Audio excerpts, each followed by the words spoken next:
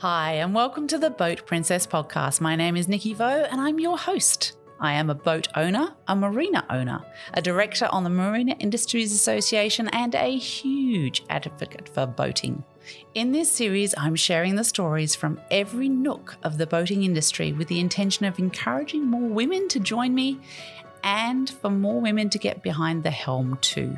I want to share the experience and opportunities of boating, of the boating industry, and I want you to join me as I bring the conversations and answer all the questions you've had. Boating is not just for the glamorous and rich and famous. It's full of beautiful and interesting people making the most of our natural environment and getting out there, enjoying the waterways. So let's let off the lines, take over the helm, and escape to the world of boating.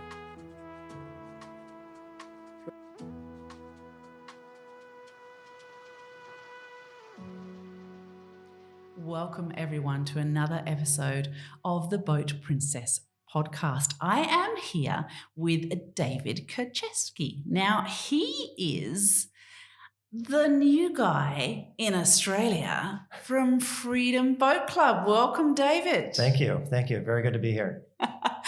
Now, you have brought Freedom Boat Club to Australia, which is very exciting for all Australians. I hope so. Well, I think so. I think it's so aligned with my values of getting as many people on the water as possible. It's not funny. Yep. So I'm really excited to hear about Freedom Boat Club itself. But in this podcast, we like to step back a little and find out how you got to where you are now. So let's go back to your childhood and your education and all those sorts of things. Were you a boater as a kid? Yes, I was. My father got a boat when I was maybe 5 years old. This was a very old, used 16-foot boat that we used in Michigan, on Lake Michigan and on an inland lake. But another very interesting form of boating that I did when I was young was actually at Walt Disney World. Okay. They had, at the time, these very small boats, like maybe 2 meters, like one or possibly 2-person boats that you could take out when you were, I forget what the age requirement was, but maybe 9 or 10 years old. So I did this as a child and was absolutely enamored by the process. Tiny little boat, maybe 9 horsepower, but was an absolutely fantastic experience. Oh, wow. Yeah. So a real happy memory for you as a kid. Yes, no, absolutely. Just being on the water, being close to the water, the sort of adventure of it, and frankly the freedom of it, especially at that young age. Yeah. Sort of first introduction into operating a mechanical device on your own, with the whole lake to explore. I see what you did there. You slipped the word freedom in, didn't you? Yeah. Well, it's unavoidable with boating. Fair enough. And so, education-wise, what did you do at school? How did you go? Yeah, I mean, I interestingly enough, maybe or maybe not, I was very interested in science in high school. Yeah. Went to university to study engineering. What sort of engineering? Mechanical and aerospace engineering. Oh, okay. I eventually switched into international economics, which had enough math in it for me, but gave me the opportunity to study abroad and to do different things that I was interested in at the time. But then, from university, I eventually went to law school, and ultimately ended up here, which it's been a very interesting route to get here. Yeah, not wrong. Why did you suddenly want to go to law school? What was that decision about? Just a lot of things. The simplest one is that my father was a lawyer. Okay. So it was in the family. I had a few cousins that were lawyers as well. So to say that had nothing to do with it would be silly. I was interested in politics and the kind of legislative process at the time. I had worked at the United States Department of Justice, not as an attorney or paralegal, but in the economic side of one of the areas of the Department of Justice. And going to law school was kind of the natural next step from there. Okay. So you were doing the Department of Justice while you were studying economics, presumably? Yeah? Yeah. Is So that how after it I got worked? my university degree in economics, I worked at the Department of Justice doing economic analysis for them. Yep. With lawyers, but I was, also working with economists there. Okay. And from there, the opportunity to go to law school came about, and I went for it. So which law school did you go to? I went to the University of Chicago Law School Okay. in Chicago, of course, Yeah.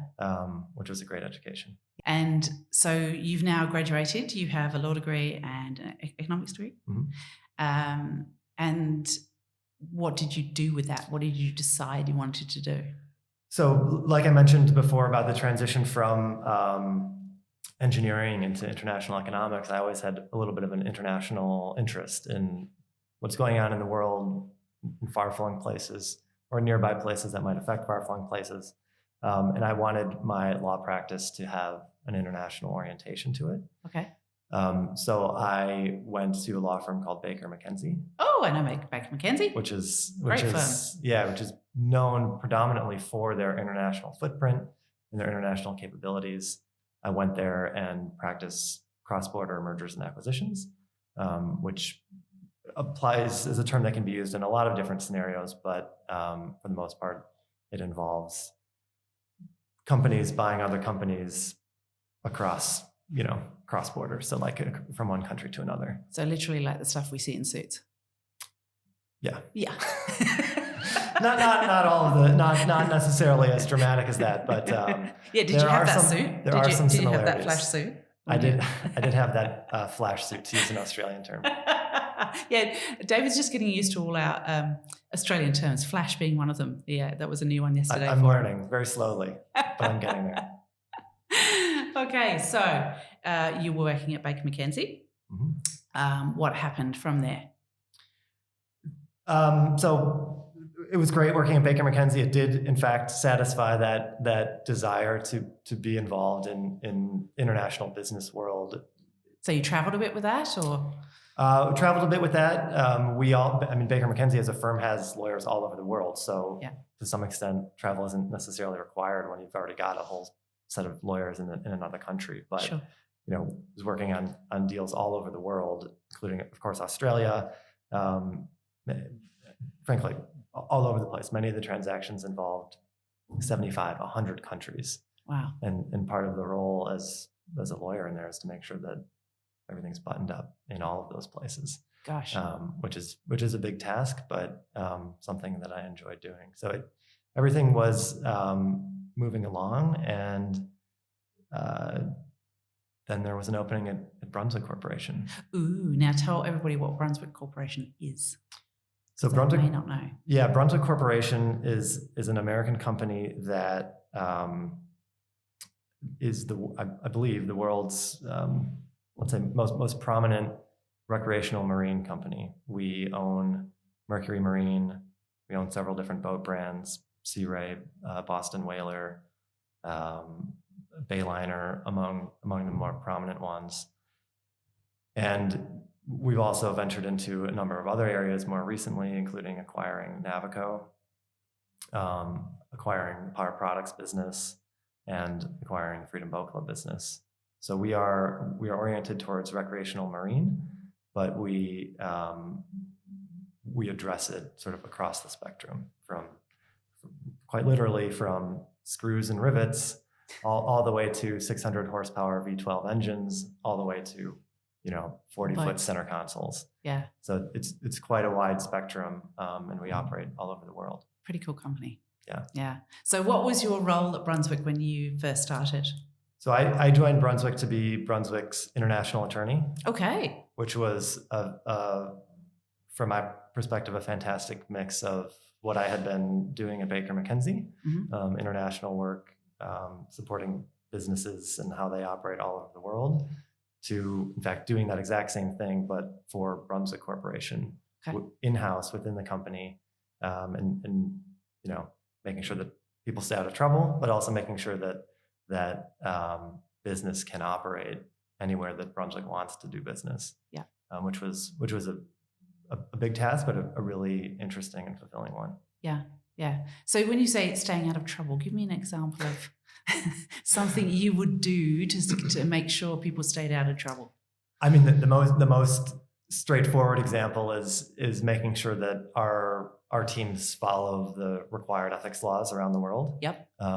Which is something that the company takes very seriously. It was part of my role is to, in fact, go visit folks and present to them on various laws that they need to follow, various Brunswick policies that they need to follow, and just have conversations with them about it, because things can get tricky in certain parts of the world, and we need to make sure that we're adhering to the law. Yeah, because the way people do business in different countries or across the world is so incredibly different sometimes, isn't it? Yeah, absolutely. And you have to know what's going on. You've found it now that you've come to Australia. We have all sorts of rules and regulations that don't exist in America. So we have to all comply with those and do the right thing. So, exactly. Yeah. Okay, so you're at Brunswick. You're working as their lawyer there. What happened then? So the part of my role was to be involved in mergers and acquisitions at Brunswick. Again, similar to what I was doing at Baker McKenzie. And we were looking at acquiring Freedom Boat Club. We're always looking at acquisitions, but that one was one that was particularly interesting to me. Mm-hmm. And I, in essence, raised my hand and said, if I could be involved in this, I'd be very interested. Yep. And ended up being the lawyer that led the legal side of that transaction, which was fascinating for a lot of different reasons. It was a business line that Brunswick had not been in before. It's not like we're just buying a boat company or something that we've done before. This was completely new. Yep. And one of the reasons why it was new is it was a franchise business. We typically operate with dealers around the world. So Brunswick will have, Mercury dealers. There's hundreds of them in Australia, for example, and the same all the rest of the world. But Freedom Boat Club is a franchise business where there are franchises, and at the time in the United States and Canada, and now all over the world. But it added a completely new legal dynamic that needed to be reviewed and understood properly by Brunswick business and the Brunswick legal department, and I was at the forefront of that. That's so cool. So just to explain to the listeners, a franchise business is such that there is a franchisor who basically puts all the rules and regulations and the way that you need to operate together. And the franchisee purchases into that business as a franchisee, and they have to follow all those rules and regulations and do it as the franchisor asks them to. But the brilliant thing about it is that you also get a level of support from the franchisor as a franchisee, which means that you can potentially start a business that you may not have had the knowledge, the ability, so on and so forth, to actually go straight into and do it all yourself. So it's so similar sort of franchisee operations, not in the boating space, but as an example, Mrs. Fields Cookies is a perfect example of a franchise or franchisee situation where all the franchisees buy their business, and the franchisor gives them the know-how of how to actually run that business. So kind of an interesting space to get into. And Freedom Boat Club itself is a model that's, I guess, a different one for boating too, isn't it? So can you explain to the listeners what Freedom Boat Club is exactly? Absolutely. And I'll start sort of from why I thought it was so interesting when I raised my hand to be involved in the acquisition. I mean, as a younger lawyer at the time, it was looking at their website, seeing what it said, and thinking, hey, this is kind of cool. I would be interested in being a member in this. And I had been involved in boating personally from time to time, but Freedom Boat Club gave me the opportunity to boat in at that time 150 locations around the country. Right. It's not just you have access to a boat in Chicago during the summer, but you can also go to Seattle and take out a boat, or go to Fort Lauderdale and take out a boat, go to Boston and take out a boat. And when I was just looking at this from a lawyer sitting at my desk at Brunswick, I thought this is exactly what I want.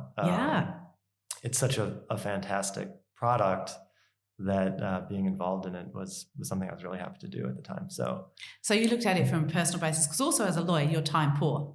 So you haven't got time to potentially look after a boat full time. That's exactly right. And so the actual model itself works, whereby you sign up and become a member. You get trained by the club, which includes a boating license here in Australia, or whatever certification you might need in whichever country or state you might be in. And then you get access to a reservation system, and you literally reserve access to a boat, show up at the marina that it's located in, and walk on and go boating. At the end, you dock, and there's somebody there to help you, which is, to be honest, for boaters listening, that is a big part of the struggle. There's somebody there to help you dock every time. And once you're done docking, you walk to your car.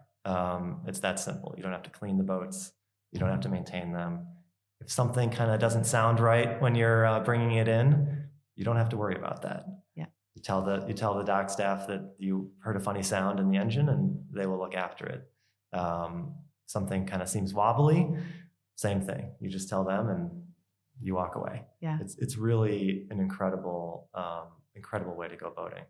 But what's interesting about when you say something wobbly and all this, the boats are actually brand new or near to, right? Yeah, no, that's right. I don't think it would surprise any listeners here to know that boats have wobbly things, even when they are brand new. But that's right. All the boats are new, and we require that the fleet be replaced every 3 years. So, even down the line, they're going to still be new. Yeah. And the fleet is growing every day. Yeah. We have over 5,500 boats in the fleet worldwide right now. Wow, that's a massive amount of boats. Yeah. So if you sign up, you have access to all of those boats. And how many times do you have access to those boats? Is there a limit to how many times you can book it, or? You can go boating as much as you like. Oh. There are limits in how many advanced reservations you can have at a time. Yep. But once you use one, then you can make the booking again. Okay. So you could, and some people get quite close to this, you could boat every day. Yeah. I think, some days are going to be cold and rainy and you might not want to boat, but if you wanted to, it's available to you. In addition to the 4 advanced reservations, you always have the ability to sort of show up if there's a boat available and it won't use one of your 4 reservations. So that's the, sort of same day standby boat usage, which is a great feature. If you've got flexibility, quite naturally the boats are used a little bit less during the week. Yep. You've got a free afternoon, your meeting got canceled, it's a sunny day, call the dock, see if there's a boat available, and just walk right on. Amazing. So yeah. Now, when you were working, when you took over Freedom, you said 155 locations or something. Where are they at now? Yeah. So when Brunswick acquired the business, there was something, by the time we actually completed the acquisition, I think there was around 170 locations. Okay. We are today, I believe, at 385 locations worldwide. Wow, that's massive. It's a tremendous growth. Yeah. Which frankly shows that the model is working. Yeah. People are very interested in boating this way. Yeah. And we're very happy to get them out on the water. Yeah, no, not wrong. So Australia, you decided to bring Freedom Boat Club to Australia. What was that decision based on? You wanted to live here, or? It is a very nice place to live. But Australia has always been a fantastic market for Brunswick. Yep. We of course sell our Mercury engines, our Sea Ray, Bayliner, Trophy, Boston Whaler boats do quite well here. Yeah. And based on what I had known from the international legal work that I had done here, it felt quite a lot like the United States. And more specifically, it felt like the sort of boating-centric parts of the United States where there is really, really heavy boat usage, like Florida, for example. Yep.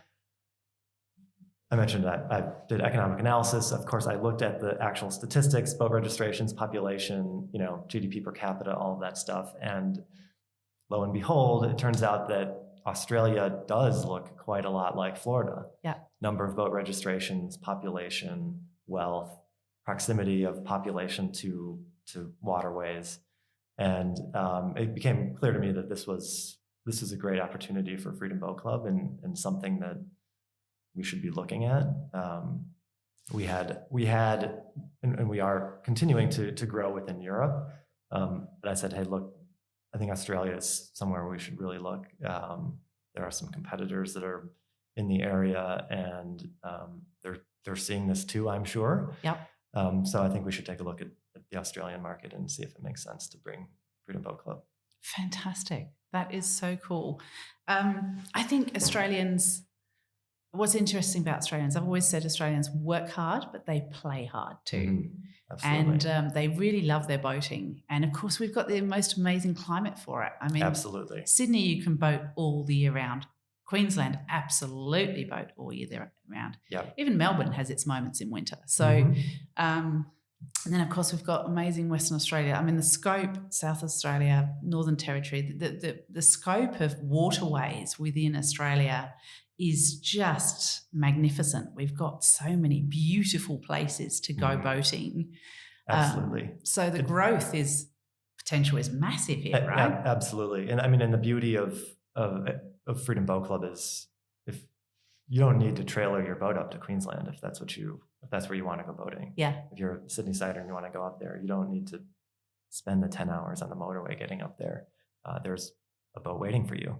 And that I think will appeal to Australians who naturally like to travel quite a lot. Yeah, absolutely. Because we do like to travel within our own country. I mean, because there's so many different places to see and some magnificent temperature differences as well. So in winter, we can go from Sydney up to Queensland for a nice hot summery holiday. So yeah, having the boats available where you can go is just magnificent. That's absolutely so cool. So, and one thing that I don't think I mentioned when we were talking about how the business works, you pay to join, and then you pay a monthly fee. Yep. And other than that, you only pay for fuel. So there's no per use fee. There's no additional charge for this or that. It is you get access, and all you pay is your low monthly fee. Yeah.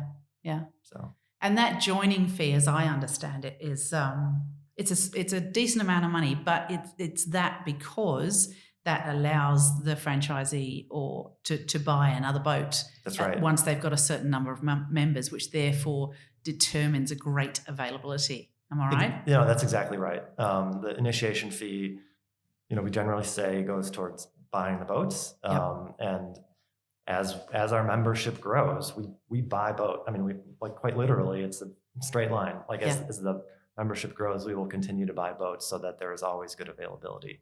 And if there isn't good availability, then, we can put pauses on things to make it so that everyone has a good experience. Yeah. Because that is ultimately what we're after, is to have, to ensure that our members enjoy their time on the water and that their guests enjoy the time on the water as well.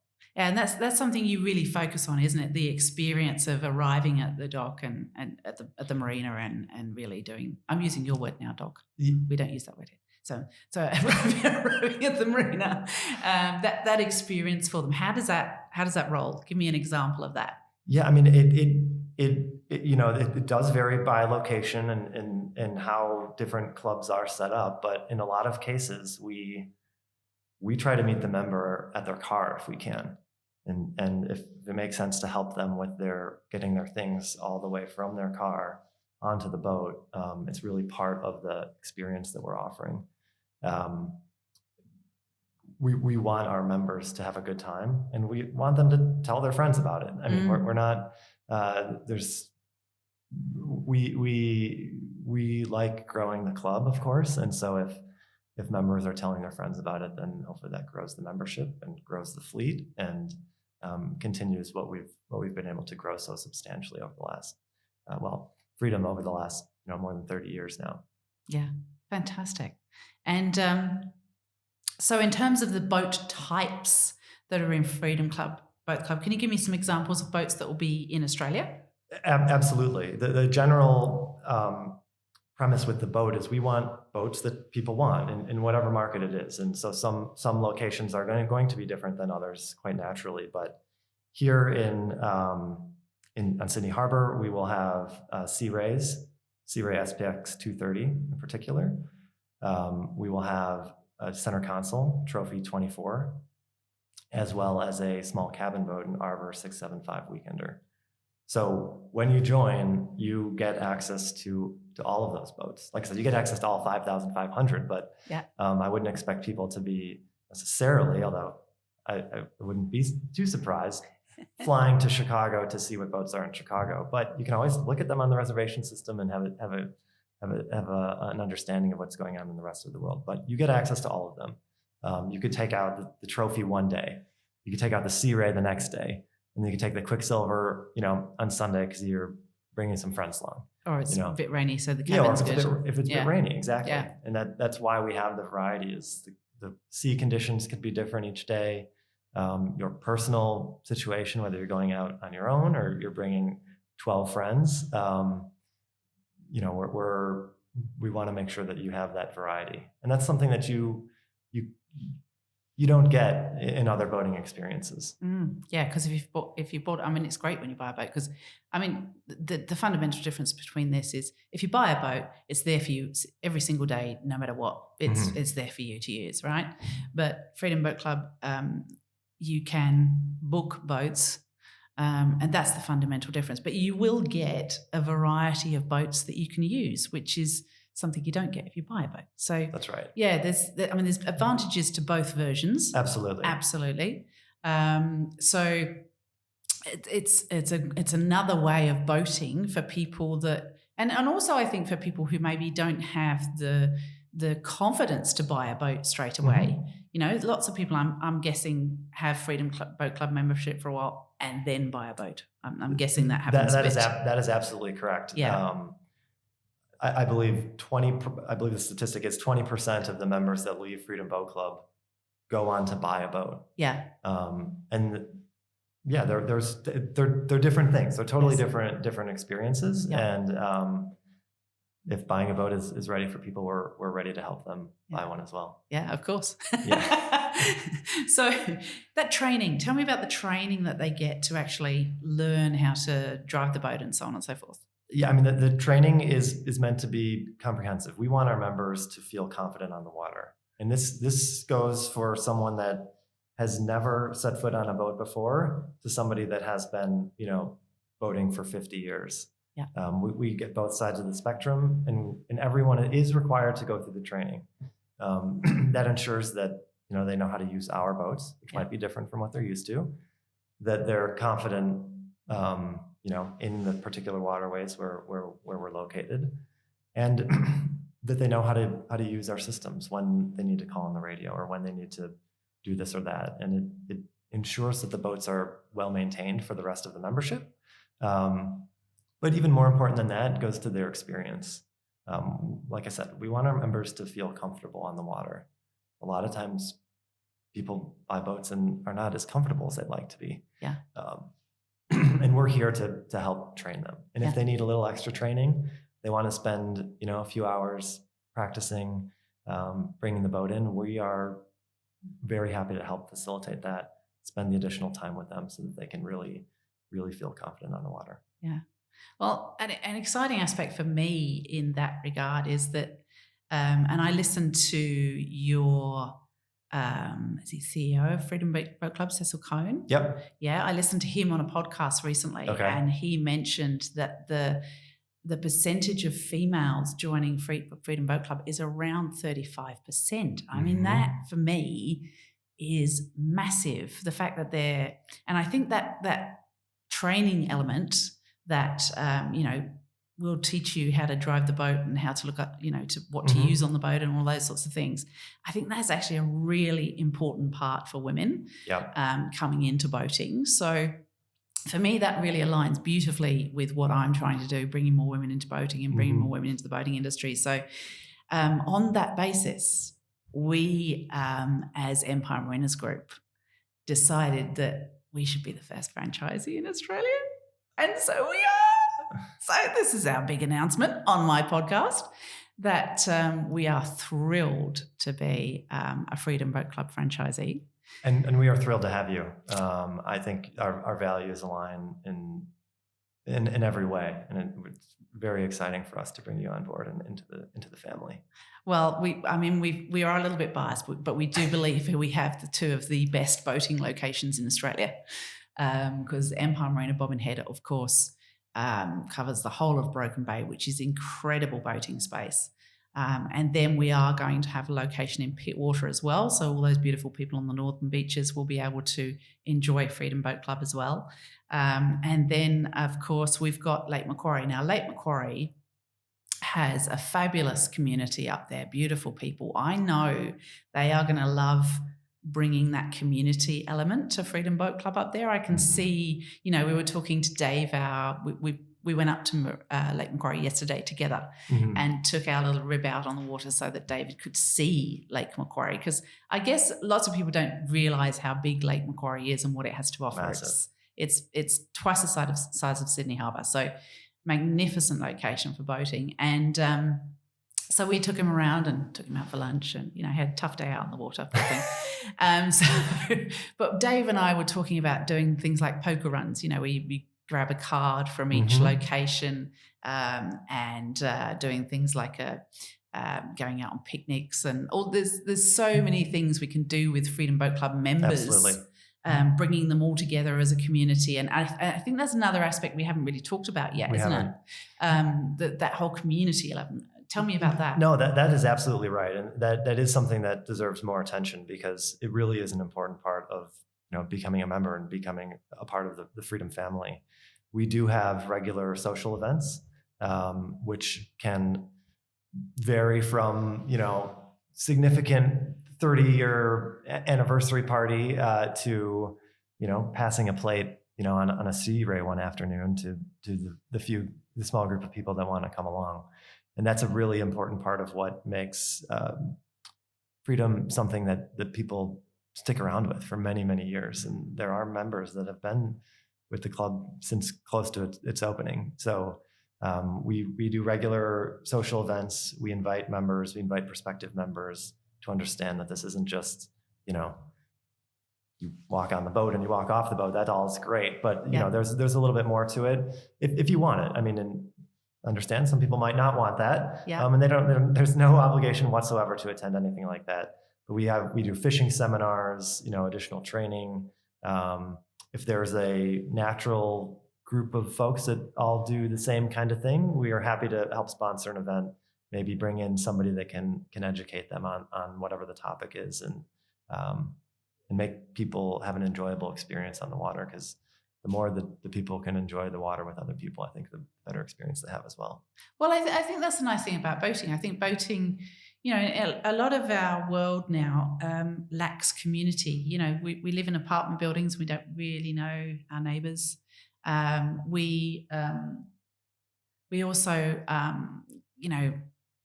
spend a lot of time on our phones and our screens, and we don't sit and chat with people that are not people that we know immediately, all those sorts of things.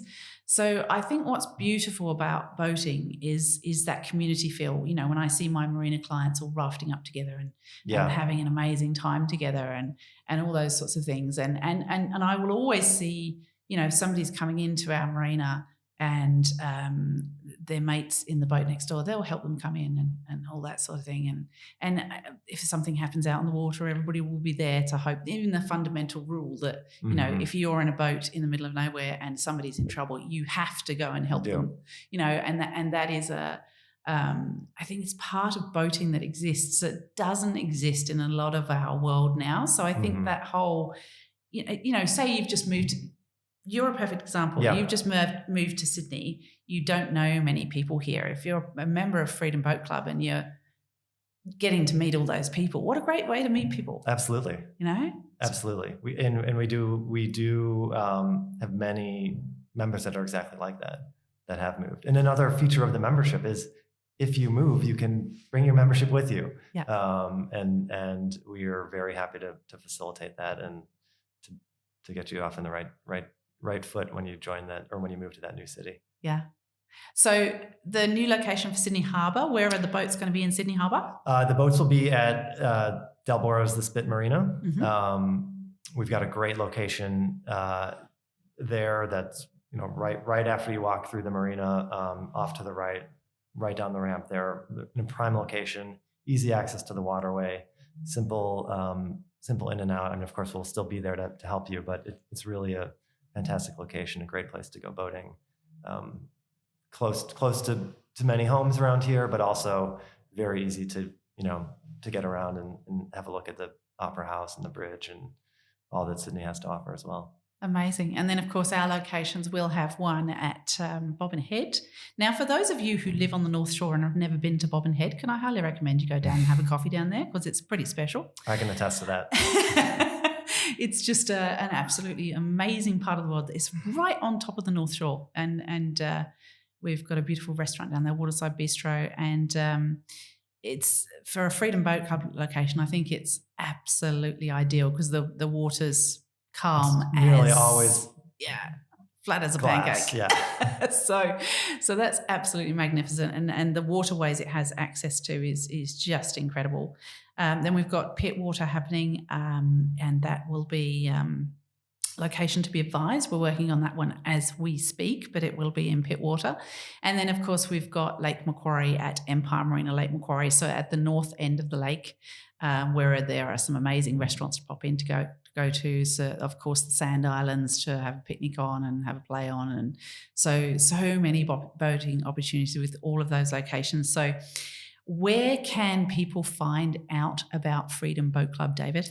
The easiest path is to go to freedomboatclub.au or follow us on Instagram at freedomboatclub.au.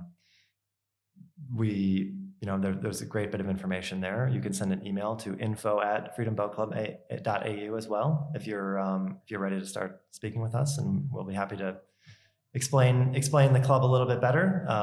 Meet you down at the marina, and we can take a look at what we're offering, and we'd be very happy to show you the boats, show you how it works, give you a little bit of an intro on the reservation system so you can really understand what it looks like when you have 5,500 boats available at your fingertips. So cool. So boats will be arriving soon, won't they? And we're looking at launching in July. That's right. And of course, the big launch will be at Sydney Boat Show, which will be very, very exciting to talk to people at Sydney Boat Show about this incredible concept. Yeah. So I'm very excited for that. I will be around at the Freedom Boat Club stand on at Sydney Boat Show, which is very exciting to meet all those people that we can get into boating. Yep. Come down and see us. Yeah, and even people that used to be in boating that did have a boat, don't have a boat anymore, want to get back into it to a certain extent, but not by buying a whole boat again. Mm-hmm. That there's so many people that can really enjoy this concept. So absolutely. And one thing that I don't think we've talked about yet is you can cancel at any time. Okay. If you decide that, you've done it for a while and maybe it's you're done for now, you can cancel at any time. We're not signing people up for long-term contracts.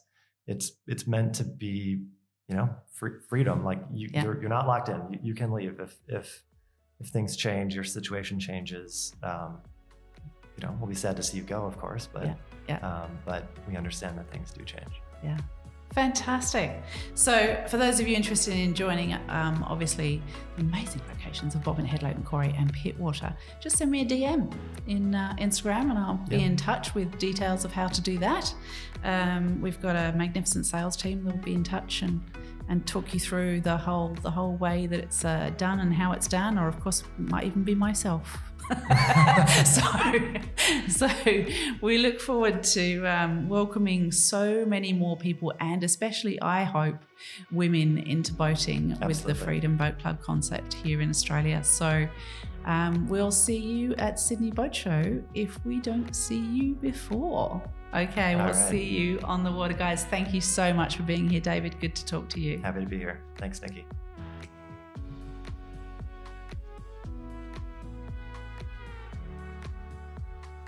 Thank you so much for listening to another episode of the Boat Princess podcast. I hope you've enjoyed it. And if you'd like to know more about what I do and where I am, then you can follow me on Instagram at The Boat Princess. You can also sign up to my newsletter on my website, which is theboatprincess.com. Take care of yourselves, everyone, and hopefully we'll see you on the water soon.